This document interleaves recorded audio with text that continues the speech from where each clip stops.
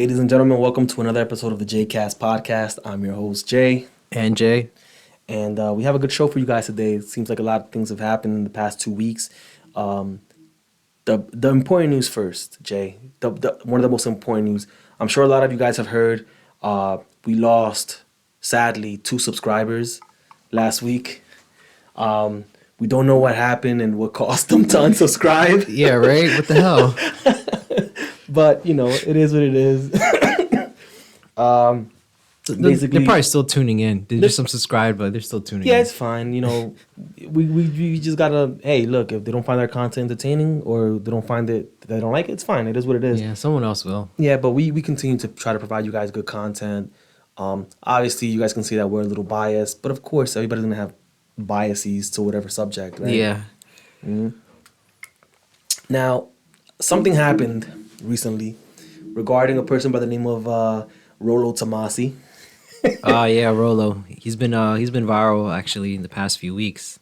Yeah, so what was it? Because you brought it to my attention. You said something about you got to get a vasectomy. Yeah, to be a so high value man. So he had like a tweet, right? And there was actually it wasn't just a podcast. There was a whole bunch of reaction videos that were discussing about that the fact that he discussed he had a tweet that was saying basically to have a fast track to become a high value man, you should do blah blah blah X and Y. And then there was this one thing that stood out, right? Which was getting a vasectomy when you're young in your 20s. So this tweet was supposed to target people that were in their early 20s to have a fast track way of becoming a high value man. So a lot of people were kind of like calling him out. One of them being Sneako, calling him out on the fact that, you know, if you're really a red pill person that's promoting, you know, family values, you know, that family is really important, why would you go against that, right? Why would you advise? And that's another thing. He didn't want to admit that was advice. You sent me a video where he was debating people and he wasn't really able to defend his take. What was it? Destiny and Sneako were ganging up on him. I don't want to use the word ganging up because it seemed more like they were angry that, yo, you said this and you're saying get a vasectomy to be a high value man, but now you're not even able to define what a high value man is. Yeah, so that was on the Fresh and Fit podcast. They had Sneako and they had Destiny on. And Rollo Tomassi popped out of nowhere, kept commenting on the podcast, saying, "Oh, you know, if you want, I'll jump on the podcast." Blah blah blah. Yeah, I saw that. And then long and behold, he jumps on the podcast he and got thrashed. Bro. Yeah, he got thrashed, and it was kind of crazy because they were asking him really simple questions, which was, "What is a high value man?" And you know, somebody, and not to cut you off, but somebody who's been in that space for as long as they have. You would think that they would have a definition for what a high-value man is. I want to put you on the spot now, Jay, all right?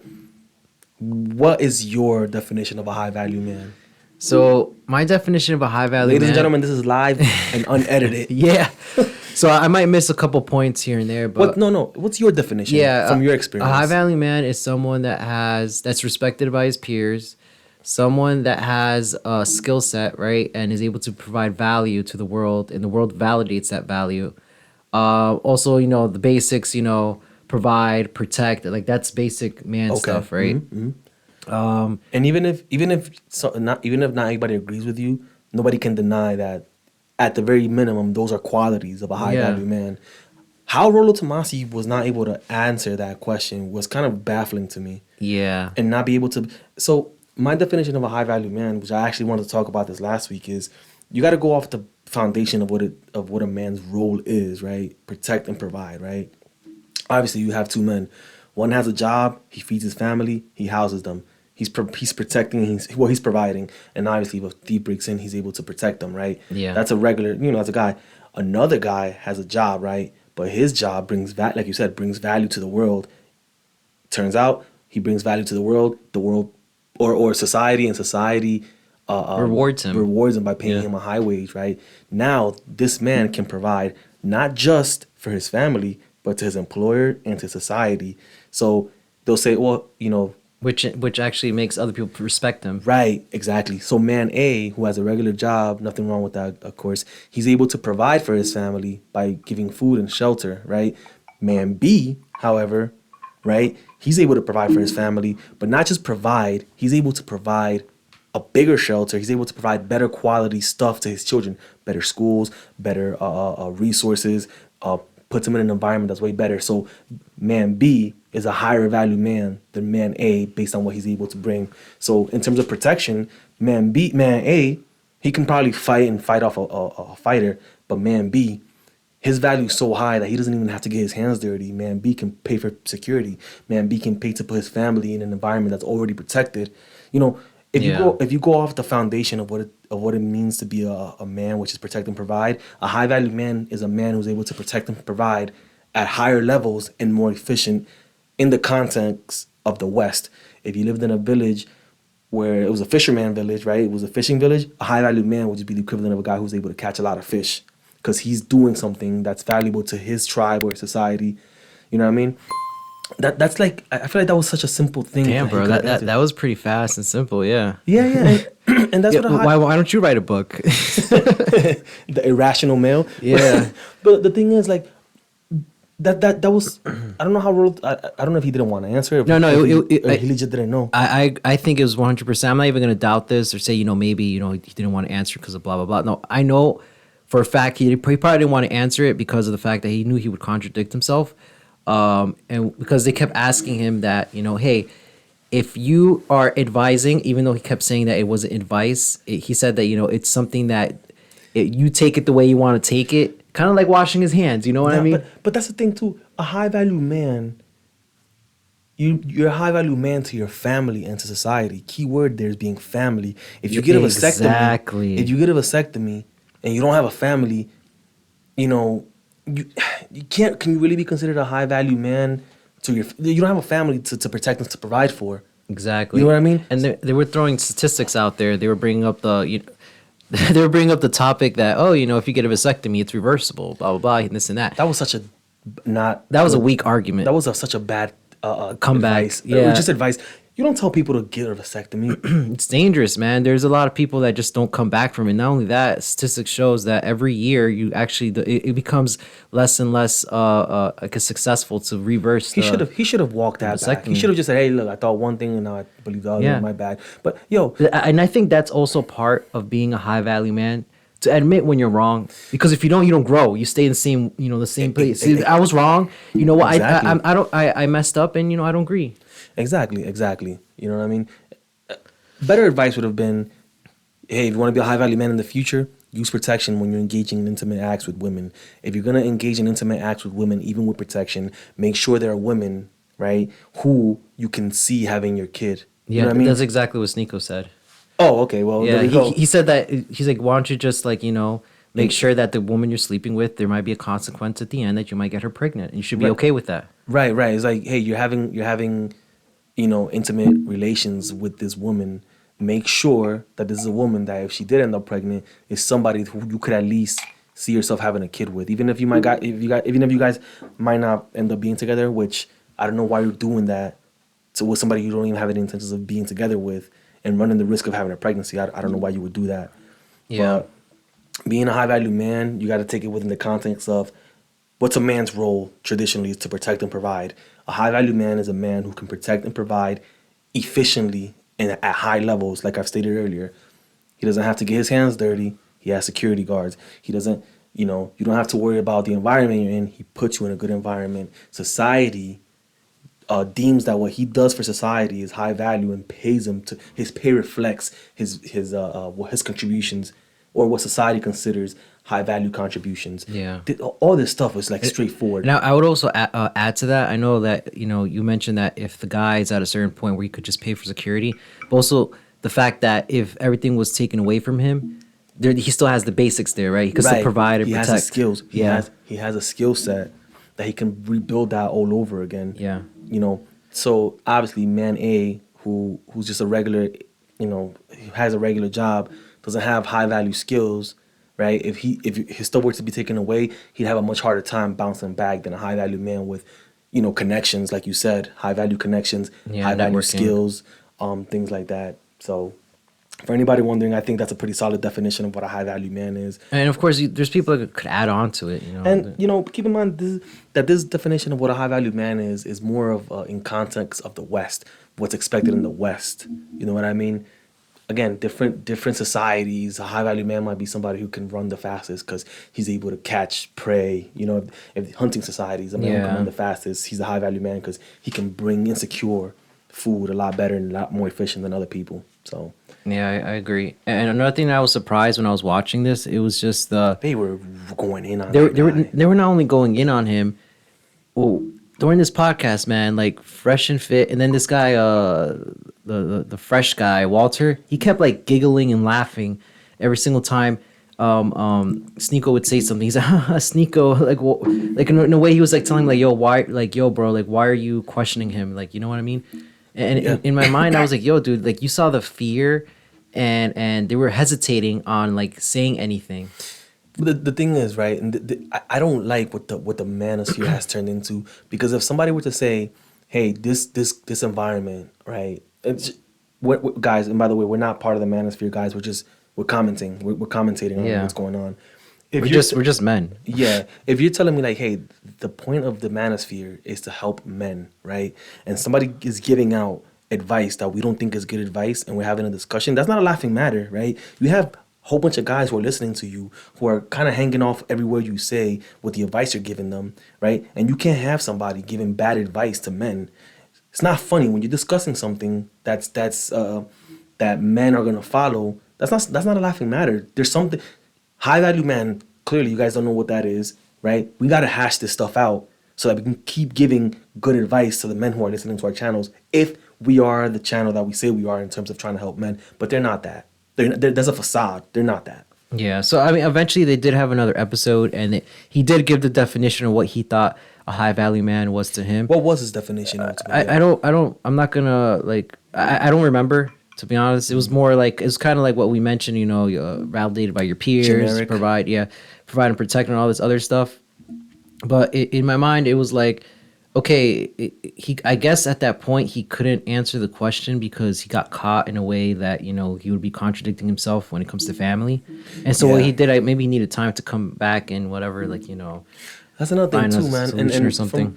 Stand on what you said that, and you believe in that. Stand on what you believe Yeah. and defend it, and say why you believe that. At the end of the day, you don't have to be right. You know what I mean? It's not about being right. It's about, this is what I believe is this. Here's why I believe in it. I'm open to changing it, but not at the moment. Right now, I have to defend why I believe in it. And in Yeah. the future, I might come back and say, hey, you know what? This Destiny guy was right. Sneako was right, or whatever the case is. But Yeah, I think that's not in his DNA, bro. Like, he can't admit if he's wrong. He can't admit that, you know, he maybe what he said kind of contradicts his whole, like, you know, belief system or his own like rational book. yeah, thing. I think when guys are placed in positions of like de facto leadership, where people look at them, anytime that they admit that they're wrong, is a questioning. Is it But does it show weakness or something? not so much weakness, but it calls them to question their abilities to Oh, lead. okay. Like, maybe this guy doesn't really know what he's doing. Maybe we should Yeah. follow somebody else. So when somebody admits that they're wrong in that sense, people will start saying, I don't know, this guy doesn't seem sure of himself now. And so that's when I think that's what, I'm not saying Rollo Tomassi is afraid of that, but I think that seems to be the case a lot of the times, you know? Yeah. And I mean, Myron, it seemed like Myron was at least less of a fence sitter than Walter was. Myron was like, well, this is my definition. Here's Yeah. what I think, blah, blah. But, dude, when somebody says, like, if you were to say something and I was like, oh, well, why do you believe that? You should be able to tell me why. Yeah. You know what I mean? Even if it's wrong, you should at least be able to say, here's why I think that. And, you know, and by the way, guys, notice how the definition of a high value man, none of it including having as much intimate relationships with women as possible. Notice how that wasn't even part of the definition. Yeah.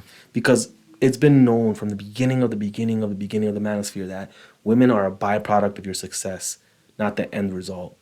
Yeah, so that's another thing that they brought up, the whole advice that Myron gave, which was basically you should sleep with at least 50 women, so that way women, so that way you're able to, I guess, tell the difference between who's a hoe and is not a hoe. And then, you know, Sneako and Destiny were commenting on the fact that it doesn't take that many, like, you don't have to sleep with that amount of women to like find out that, Yeah. you know, it's a hoe or not. Yeah, I don't know if can you say that word on YouTube? Yeah. Okay. Well, sweet, less editing work. But yeah, I mean, I don't know, man. You should kind of be able to know, right? You're telling people to sleep with this many women. So when women sleep with a lot of men, it's not good, obviously, for their pair bonding and stuff like that. When men sleep with a lot of women, what a lot of people don't know, or maybe they don't admit it, is that when men sleep with a lot of women, you're also desensitizing yourself to women. In a Yeah. way, you're desensitizing yourself to them. So when you do get somebody that you're serious with, it's cool for a little bit, but then after a while, it becomes real stale, real quick, because it's the same thing over and over and over and over again. So I wouldn't even give an advice to sleep with a lot of women. I wouldn't give that kind of advice, but Yeah, I agree on that as well. I mean, again, people might have different opinions. I don't care. I don't care. You Yeah. know. Yeah, but I think Rollo Tomassi. I think the red pill space, the manosphere space in general, has been co-opted and has become a caricature of what it originally was. Because I remember back in the day, the red pill space was, hey, you're a man. Society is rigged against men. Is what they're saying. Here's what you should do as a man: lift weights, get jacked. Take your personal appearance seriously. Maintain frame. Always work to improve yourself. You should always be working to improving yourself, whether it's leveling up at work, leveling up at your job, same thing, reading, all these things, constantly being reading, constantly be improving yourself, right? Know how to say no. Have a spine, right? Don't be mean. Just say no. Know how to say no. Eventually, it evolved into like guys yelling at women on their talk shows and kicking them out, and now it just becomes a joke. I think the red pill initially was a good place to help men initially, not now, but men who didn't have fathers. This was before Jordan Peterson became as big as he did. Yeah. Men who didn't have fathers, they found the red pill space where guys are telling them like, "Yo, you're like this, and it's your fault." That's the bad news. But the good news is, it's your responsibility. It's your fault. You can fix it. Here's how you fix it. Boom, boom, boom, boom, boom, and they start doing that. Yeah. Now it's more about like like monetizing on it. That's another Yeah. thing. That's another thing too, right? So now I start looking at the red pill now as different side of the same coin as OnlyFriends. I don't know if I'm allowed to say I could. So OnlyFans, right? So let's break it down real quick. I was thinking about this too. And Yeah. So is this the OnlyFans theory? yeah, it's my OnlyFans theory. It's like OnlyFans, and people in the comment will say, "Well, that's not true." OnlyFans takes advantage of men's loneliness by promising them uh, an intimate relationship for $12.99 or $11.99 or $9.99 or whatever the case is, Yeah. right? And men will pay for that just for the chance to think they have an intimate connection with women, right? They don't. They don't have that, but men still pay for it. Somebody will say, "Yeah, but prawn is free. Why are they paying for OnlyFans when they can go to prawn, when they can get prawn for free?" Because they're not looking for just hardcore stuff. They're looking for an intimate relationship or a way to get into it. Just have any intimate relationship with a woman. So they rather pay for that, for the chance of that, right? So here's my thing with the red pill. The red pill now, these guys in the red pill, they're just as bad as OnlyFans, as OnlyFans. The difference is, instead of promising them a chance to sleep with them because they're guys, they're promising them a chance to get women by buying their courses. Yeah, and becoming a high value man. Or, Right. Buy my course and you'll learn how to become a high value man. Thanks for the super chat. Join my Patreon. All these things. That sounds familiar to you? Sounds like Yeah, OnlyFans. yeah. And these guys keep paying for it because they think they're gonna get a chance at something Wow, that they're not gonna get this a shit chance. goes deep, bro. Yeah, bro. And Bro, audience, you better listen to this shit because I know some of you are always paying that super chat. yo, that 2 subscribers that left us, come back. Yeah, right. But no, I think OnlyFans and what the red pill space is now is two sides of the same coin, where they're both trying to sell you something. They're both making promises that you're gonna get that void that you feel filled by buying the course or by paying for their OnlyFans content. You know what I mean? And so Yeah. guys keep paying for it. Lonely men are being exploited, and either it's the red pill space now, Fresh and Fit, Rollo Tomassi, all these guys. I feel like they're Donovan Sharp. All these guys, I feel like they're exploiting. I have no idea how he's considered like a part of the red pill, man. I don't know, don't care. All I'm saying is, guys, the war room. The war room. He at least says, "Yo, do this, do this, do this." Elliot Hulse is a married Jack. Yo, dude. shout out to the war room, man. And not the war room that this guy has, Andrew Tate. Oh yeah, but didn't we have like a disagreement on that where it's like he was running. So that's another thing too. Like I found Yeah. out Andrew Tate was having these war room things where he was having women talking to guys. No, and- no. The war room thing is like a subscription where you're supposed to. It's kind of the same thing where people try to sell you the dream, like, hey, you get to network with high value people, blah blah. But he did have like a webcam business that he was running. That's what I wanted to discuss, because you said that I think maybe you were having a disagreement with that, where he was like he had a webcam business. We had hot girls talking to guys, Yeah. and then they were giving them money, Yeah. and then so basically Andrew Tate is also taking advantage of men's loneliness in that sense, where he was like, hey, look, you shouldn't do this, you shouldn't do this, but at the same, it's like saying don't do illicit substances, but at the same time you're selling illicit substances. You know what I mean? So you're part of the problem too. Yeah, You get what I'm saying? Yeah. And you told me, and not that I disagree, because you're right, but I still think it was. I still think the whole thing was wrong. You told me like, well, nobody's forcing these guys to do it. Look, man, if somebody is addicted to an illicit substance and they come back for more, right? You're not forcing them to buy. You got them hooked already, and you're taking advantage. You're exploiting that need that they have. Yeah. And that was my take on that. And I see, think, yeah. I think the Redpill, what it is now, is the same thing as OnlyFans, exploiting the loneliness of men. Yeah, man. Yeah, it's part of the problem. Yeah, that's why I don't know, what's that lady's name? Just Pearly thing. She came under a lot of fire too, right? Yeah, just Pearly, man. What was it that she did? I try to catch up with everything, man, but I'm just bro, so bro. busy. She. I don't have no idea what she's doing in the red pill space, but she has been attacked by a whole bunch of people, and I kind of agree with what they're saying. And it's just the fact that she is taking advantage also of the loneliness of men, because, like, if you think about it, if you ever see her content, it's kind of like a version of Fresh and Fit. Mm-hmm. She has girls on, her. I think she's in the UK or something. Yeah, she starts like not insulting them, but she's like starts like going in on them, and guys get off on that. Like, Yeah. She kind of like tells them, if you're getting kind of old and you're reaching that stage where it's a high risk pregnancy and all this stuff. And you got guys watching, unzipping their pants, like, oh yeah, insult her. Yeah. So it's like she's part of the problem as well, and I have no idea what she's doing in space. And I think personally, man, like her personal experience, which she comes from a rich family, wealthy family. Her parents invested on her current podcast. She got into a relationship with this guy that was supposedly had a kid or something. That's another thing. Oh yeah, I did hear about that. So look, she's a bad example of a bad role model to like follow. You know what I mean? And that's the thing, right? So now you start listening to these people, and you're like, yo, what are you doing giving advice? Have you ever dated a woman? Have you ever had your heart crushed? Have you ever have you ever done any of this stuff? And you're out here saying what on behalf of who and why, for what? Yeah. Because you're getting paid. Because you're saying, hey, there's a need to have the voice of certain types of men heard, and I can be the megaphone, and I can make money off of it. She doesn't really care about that. She was out here saying like, oh, if a guy cheats, it's your fault, and you should, blah blah blah. You drove him to that. Like, just Pearl, it's never okay to cheat.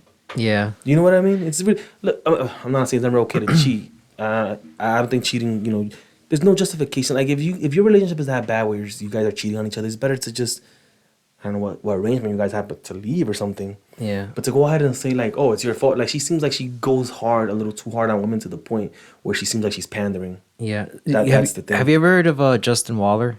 No. Yo, shout out to Justin Waller, man. So Justin Waller is he's one of the friends of Andrew Tate, but he's also like he's from Louisiana, if I'm not mistaken.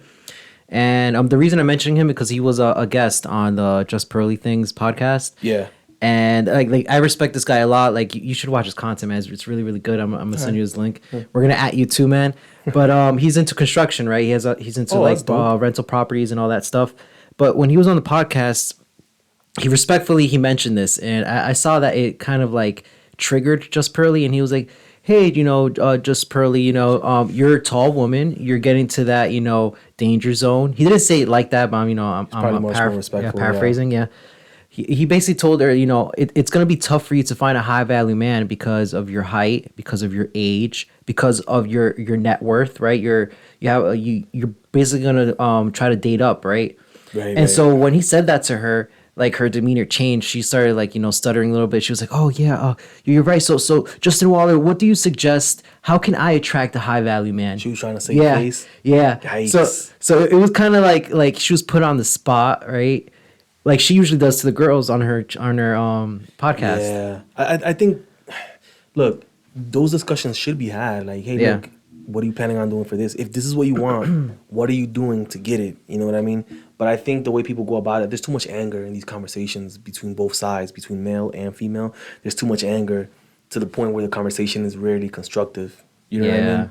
Like you can tell a woman who's like 30 or 35, like, hey, listen, dude, you know, you want to get married, you want to have this, but you got to make certain changes, and you might have to compromise on certain parts of your expectations. Keep that in mind. And I don't think they haven't. There's too much anger, so instead of saying that, they'll be like, "Yo, you 35, you trash," and just start going in on people. Yeah, and then people tune in and they get off on that shit. Yeah, yeah, because, obviously, like, oh, this girl looks like the girl who broke my heart, but I'm seeing a guy kicking her out and yelling at her and calling her trash. Finally, I'm getting revenge. Like a form, they watch these shows like as a form of revenge for something that happened in the past. So it makes me wonder. I guess there's always going to be an audience, right? What they call it, the red pill rage people. Yeah, man, I think the red pill has to kind of go away, dude. Yeah. I think this iteration of the red pill has to go away. It has to be. It just has to be turned into something else. It has to be turned into like self improvement. That's it, bro. Self improvement, male self improvement. Ladies, if you want to do your part in male self improvement, just, I don't know, point guys to the right direction of guys who are giving advice to men that can turn them into the type of men that you would like to date. Right? How about that? Yeah, but I think we just got into a point where it's like girls understand, at least the new generation, they understand that they can get away with things, right? So what they do is that they just target high value man, right, with money. They're usually older and stuff, and they use them, and then they get old, and they wonder to themselves, why am I single and stuff? Men are checking out, and that's not good for anybody, bro. I think that's the thing. What type of men are checking out? what society would consider non-high value men are checking out, Yeah. but also even high value men, they might not be checking out, but they're not marrying these women. Yeah. They'll sleep with you, they won't marry you. They'll show you a good time, they won't marry you. You'll think, oh, this guy took me on a trip to Europe. He gotta have So do you think they're exploiting the loneliness of women? they're exploiting women's need to date high value men, but that's been the case since history immemorial. You know what I mean? What's the saying? Some women would rather be the side piece of a king than the wife of a peasant. True. That's been like the thing since forever. That's not my quote, by the way. I've read that somewhere. But yeah, this is gonna keep being a problem. That's why people like Jordan Peterson and people like Andrew Tate. I think Jordan Peterson and Andrew Tate, when it comes to male self improvement, they're also the same side, or the different sides of the same coin. Both guys are saying, hey, take responsibility. Both sides are saying, hey, you need to do this, you need to do this. The reason you're here is because of you, but you can change it. Both sides are saying you got to get out there, you have to get after it, type of stuff. And so that's what. But why do people dislike them so much? It's the mess.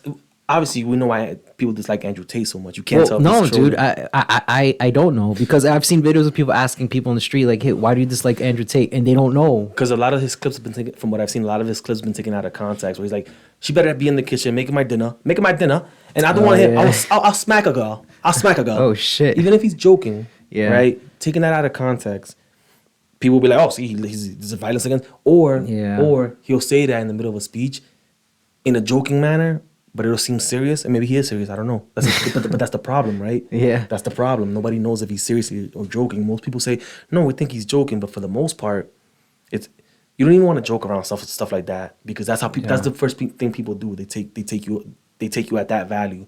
Jordan Peterson, why that one is a little bit easier to say, because he's like, yo, men are in such need for guidance that a old man in his 50s or 60s at the time tells these guys, clean your room. And everybody's like, oh my gosh, this man is spitting hot fire. Let me clean my room and let me take a shower. Let me do just the basic stuff. And then you start thinking like, really, this guy got rich off of saying that? His message resonated with people. But the reason people don't like Jordan Peterson is because during the Bill C-16, I think, where he rose to prominence also based off of that, where they were like, oh, the Canadian government is mandating that if you don't call somebody by their preferred pronouns or whatever, and I'm paraphrasing here, I could be wrong, but if you don't address somebody as a preferred pronoun, you get jail time. So the government is making you say that. What Jordan Peterson said, and he was very clear on this, he's like, it's not that I'm against calling people what they want or what they ask me to. I am against government compelled speech. I am against the government telling me how to speak. And I can agree with that. Yeah, it's controlling your speech, Yeah, man. but people just stopped at he hates trans people, and that was the end of that. Yeah. You know, but these guys show up. They tell people how to improve. I read his 12 Rules of Life. Fantastic book. Nowhere in that book was there anything against women. Nowhere in that book was there anything racist or anything like that. It was just Yeah. self improvement. I read his other book, 12 More Rules. There for was Life. none of that. Oh, rate me a 4, yo. Why you rate me a 4 and then kick them out of the podcast type of thing? Oh No. yeah, the fake fresh and fit guys. Yo. That's messed Yo, up, that's bro. crazy, bro. You saw that? I saw that, bro. That was viral. That was going viral as well, man. Yeah. That's crazy. Yeah, it was like, oh, what would That you made me cringe, bro. Like, It's like, what would you rate me? Oh, I rate you a 2. So you rate him a 4. You rate me. Get out of my house. Get out of my house now. It's like, bro, like you're supposed to. You want to be leaders of men, but you can't even keep your composure. He's like, you rated him a 5 and you rated me a 4. What the hell? When you think of stoic, you think Batman. Do any of these guys act like Batman or look like Batman? It's like two out of shape people that are angry, man. Exactly, and again, people trying to profit and monetize the loneliness and anger of men who've been marginalized. Yeah, that's what it is, and I think that's messed up. I think that's messed up, but that is what it is. I want to talk about ChatGPT really quickly though. Yeah, actually, this is an interesting thing. Actually, Neil deGrasse Tyson, he was on Vlad TV and he was asked like, what do you think about ChatGPT? He actually said something pretty insightful. Now, really quickly, just a disclaimer, I don't really like Neil deGrasse Tyson anymore like I used to. I think he doesn't really embody what it means to be a scientist. I think part of the scientist is supposed to inspire wonder, right? A little bit. Obviously, he's supposed to do scientific stuff, but when he was in that episode of Joe Rogan and Joe Rogan talked to him about aliens, his response was, why would aliens be interested with humans? What humans have to say? Yeah. Like, we don't know, and neither do you. You know what I mean? Yeah. But he said it in such a like pompous way, like almost patronizing, where it was like a species that can travel, I'm paraphrasing, a species that can travel across the universe and whatever at light speed, what could they possibly have to talk to us about? Why would they be interested in? I don't think we're special at all. And at no point did he think to himself like, we spend millions and billions of dollars studying bacteria and viruses. Do we sit down and have a conversation about philosophy with them? Exactly. Yeah. You know what I mean? But they have a place in our lives that affect us in a way that if we're not careful, they can destroy us. So we study them and we put a lot of money into studying them and finding out how they work. You don't know the place of human beings in the universe to know, like, yo, these aliens might look at us and say, oh no, these people are dangerous because we don't know what we're doing, how it's affecting stuff in the rest of the universe. For all we know. Yeah. You know what I mean? Like I heard a rumor that detonating an atomic bomb causes like ripples across space and affects like we don't know. And until you, and that's another thing too. These guys are not even religious. These guys are like atheists or something like that. Fine, whatever. You're too smart. I'm being sarcastic. It's like until you've seen the entire universe and all of realities and search under every single rock, you don't know why they're here. You don't know why they're here. Just say you don't think because of that and leave it at that, bro. But you're wrong for thinking that as a scientist.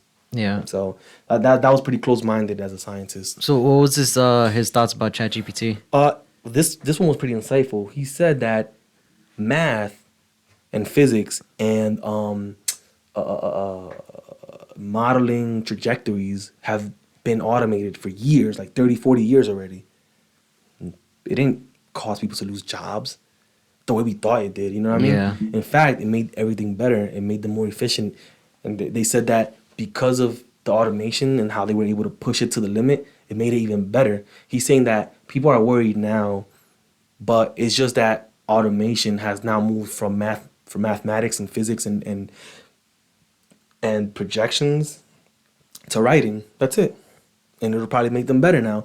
He said, now, if you want to write a brochure, just say, hey, ChatGPT, write me a brochure for a beach. It does it for you. Yeah. You know, that's it. So do you I think that was pretty insightful. Do you think it's going to create jobs too? Yeah, I think it is. I don't know if you know who Yaron Brooks is. No. He's from the school of Ayn Rand. He's a straight up capitalist, a straight up hardcore capitalist, bro. And he said, very insightful. He asked a question. He was like, do you think we have more jobs now when I was listening to it, like in 2020? Or do you think we have than we did in 1918? And the answer is we have more jobs now. Yeah. And then he said, do you think we have more automation now than we did in 1918 or 1920? And the answer is, yeah, we have more automation. What does that tell you? It seems that there's a trajectory that yeah, automation might take jobs away, but it creates not just new jobs, but entire new industries. Yeah. And hearing that and seeing Neil deGrasse Tyson talk about ChatGPT and saying how it's just making everything more efficient and stuff like that, it might make new jobs. It might create new jobs. So, what do you think? What are your thoughts on No, that? no, I agree 100%. I mean, I'm open to artificial intelligence, and yeah, it's definitely going to create new jobs. I think that it's a future, and I mean, they made an app a couple of days ago. Actually, it's available now for the Android and the That's pretty iPhone. cool. Yeah, for ChatGPT. So if you have any specific questions you want to ask it and just mess around with it, I advise you, Bro, and I think you should do it. ChatGPT is gonna smack Google up. Yeah, yeah, definitely, You yeah. know what? Have you ever tried looking up something in Google now? It's horrific. Yeah, it takes forever, man. And, And and not only not, that, it gives you like inaccurate things, man. Like, what the hell? Isn't that what I was looking for? but not only that, like let's say you want to make grilled chicken, right? How do you make Yeah. grilled chicken? You type it up on Google and you click on the link, and the first thing they don't say, okay, 1 tablespoon of this, Yeah. So grilled chicken is an awesome food to Yeah, eat yeah, in the summer. You can serve yeah. it with friends, or you can serve it with your family member. Anywhere you are, it's like, It doesn't yo, get straight to the point. Like, what the exactly. fuck? Tell ChatGPT. Well, we gotta Yeah. edit that part out. No, no, dude, we could say that. Oh, we could? Yeah, yeah, man. I didn't know that. It's not everything is Oh, okay. censored. Oh, okay. Well, ChatGPT is like you ask ChatGPT how to make grilled chicken, and Yeah. boom, boom, boom, boom, boom, boom, boom. That's it. No, this reminds me of my grandma back in the autumn of '78. None of that stuff. Straight to the point. And so, duh, like, who isn't gonna say screw Google? You know what I Yeah. mean? Google fell asleep behind the wheel hard on that one. Hard, bro. Yeah, man. I think they might come out with something. We'll see though. I don't know, man. I always believed that Google had like their DeepMind stuff supposedly is like Yeah. doing their, but nothing's been public. Google's just been eating off ad revenues. Pretty much, yeah. Because think about it. What has Google made recently outside of Google Maps, Yeah. and YouTube, which they didn't even make? They bought. What have they made? What have they come out with that did anything? Yeah, I mean, Everything they came out with, Stadia didn't do too well. Yeah. Google Hangouts didn't do too well. I think Google, Google Picasso, it was called. Yeah. For editing pictures, Yeah. like that shit. Yeah. Google Plus, all the stuff Google's come out with is like, oh, none of this stuff is doing well. Yeah, or When it you got think shut about it. down. Yeah. Because it wasn't doing well. Then they had Yeah. Google Stadia that got shut down. So they fell asleep at the wheel hard. I don't know who was doing what. Yeah, like I think the only thing they have left is the search engine. The search engine. Google. Yeah, and pretty soon ChatGPT is gonna start eating into their market shares. Yeah. Once ChatGPT is able to like find a way to put advertising on that, we're gonna be in trouble. Like Microsoft is trying to put advertising on your. Well, Google does have YouTube though. Well, yeah. And right now with the way Rumble, Rockfin. Yo, Rumble's getting big, bro. Yeah, and but- stay tuned. We're gonna open a channel Rumble too. Yeah, so for sure, That's for coming. sure. That's uncensored. So you know. Yeah. But so Rumble and Rockfin and all these other channels, Odyssey, Yeah. all three of them, they still can't take out. They can't take down YouTube yet. Yeah, man. YouTube is just too good, man. It's too efficient. Yeah, it is efficient. It's too efficient. It's pretty accurate. You ever use the search engine on Spotify? It kind of sucks a little bit. Yeah, Spotify's pretty. I use Apple Music. Oh, okay, well, yeah, but honestly, I think ChatGPT is gonna give Google a run for its money.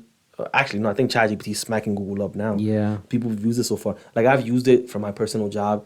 I guess because my job is too like intricate at the moment. It doesn't really. How do I put this? I was having an issue with my job trying to do something without getting specifics, and I wasn't able to do it. So I'm like, let me search Google first. See, okay, nobody knows that. You gotta do the same shit.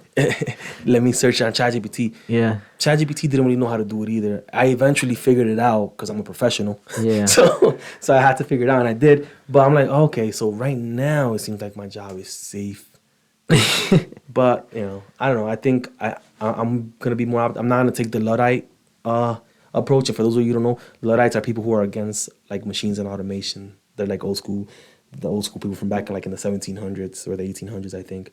But I'm cautiously optimistic that ChatGPT and automation and AI might end up creating new industries. They take jobs away, but they create brand new industries, and that's what people don't really talk about. So Yeah. yeah. Really quick before we end the podcast, what are your thoughts on self-driving cars?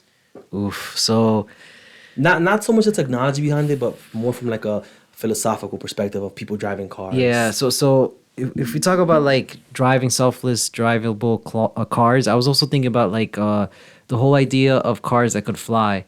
So we have cars that could fly. We have cars that could drive themselves for a certain amount of time, right? You have to re-engage with them. The Yeah, Tesla, yeah, yeah, they have yeah. like their driveless software. It's I don't think we're at the point where humans are integrated with technology. There's too many mistakes that could happen, right? I know you were asking about driverless cars, but to get to the idea of cars that could fly, like God forbid there's a car accident, right? In the sky, Yeah, right? cars would start falling on humans, and so if you're able to have driverless cars, right? It's like there's too many anomalies that could happen, right? God forbid someone hacks into the system and they have controls of several cars, right? Yeah. You can have several. Yeah, You have yeah. control of the whole grid, right? And so So you're now you able have, to like right. basically You just hijacked hijack missiles. Yeah. Or just weapons. You hijacked weapons, basically. Yeah, Yeah, exactly. You just threw them at people. Wow, you could actually, yeah. See, I didn't even think about that. You could use the car as a weapon if you think Yeah. about So it. my thing about self-driving cars is this: anything that removes your autonomy should be looked at with skepticism. Yeah. You know what I mean? So like, oh, you don't need your car anymore. You just have self-driving cars. The cars drive by themselves. Like, well, I want to drive my own. I want to have my self-autonomy. I don't want to depend on something to do everything for me, because then it's not mine and it can be taken away from me.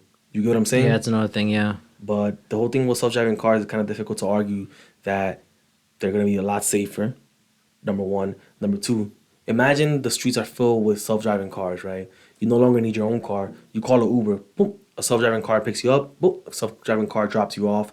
And now also, if depending on the scale of self-driving cars, the highways are now networks that in which the cars use to travel on, to communicate with each other, like packets, right? Like network packets. Yeah. And network engineers, don't yell at me if I'm miss speaking on what network packets are. But imagine you're in a highway, right, and there's an accident 10 miles away. That sends a message to all the other cars coming down the pipeline, like, oh, search alternate route. Yeah, reroute. Accident occurred automatically, way automatically. So cars now start searching for alternate routes and things like that. Calls 911. It seems like it's gonna be more efficient. The problem is, well, I don't know if it's a problem, but for us to take full advantage of self-driving cars, we need to create new cities that take that into account. Currently, the way we have our cities set up is too confusing. But for self-driving cars, that is, I would assume. But if you make a city with a self-driving car in mind, everything straight, no curves, nothing strange. I think that's where self-driving cars are really gonna take off. Damn. So they would have to like re-engineer all the highways and all the infrastructure. Kinda, yeah. So it's like, It's tough. yeah. So it'll be like, For the U.S., it's tough. Well, Not for other countries that no, don't really have a. well, remember when the trains showed up? Yeah. You know what I mean? Like, oh, you gotta lay down metal across the entire country, but we did it and it worked out. Yeah, but we still have like a really old infrastructure that we're Yeah. still trying to upgrade. And it seems like by the time we're able to upgrade our trains, at least for like New York and all these Yeah. other cities, like it's going to be outdated. Yeah. I think personally, self-driving cars are gonna be a thing, whether people want it or not. And it's gonna just be too cheap. It's gonna be way too cheap. You're not paying a driver anymore. Google or whoever, Lyft, Uber, whatever, all they gotta do is buy a fleet of cars that drive themselves. They're on the network. You click a button, one of them responds like a server. They pick you up, take you Yeah. home. That's it. So Damn, that's going to be a hard hit for the the automotive drivers, yeah. I think- industry, I unless they think- start providing cars just for that service. Honestly, I don't know how optimistic I am about this, but I expect our legislative officials to do right by us and say, it'll be against the law for self-driving cars to not have a driver. You have to have a driver in case something happens with the car. Yeah. So, but I think that's it. You got anything else, man? No, man, that's it, man. I think we covered the majority of everything. We'll see what happens this week, man. All right, guys. Thanks for tuning in, and we expect more subscribers. Right. Make sure to subscribe, like, comment. We're constantly commenting on other people's channels. We're responding. We're picking fights. No, I'm kidding.